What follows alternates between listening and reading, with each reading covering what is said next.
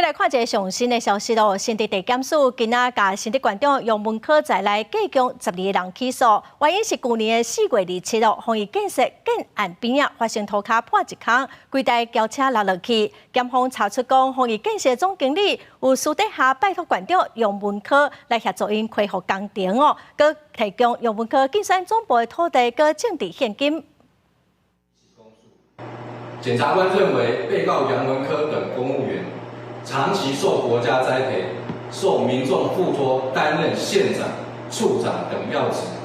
明知天坑一摊再摊，并未找出发生的原因，仍罔顾良知，宁由刘姓被告等人长期担任本案建商负责人、管理高层，昧于良心偷工减料，天坑坍塌后还不思根本解决问题。 心存侥幸，攀附其与县长的关系，违法复工，官商勾结。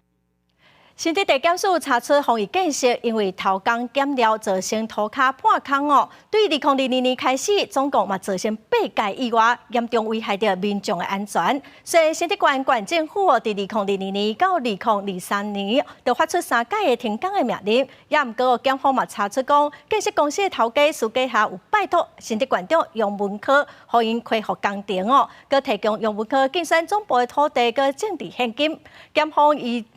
价。 杨文科等12个人起诉，请求法院判重刑哦，嘛不受2亿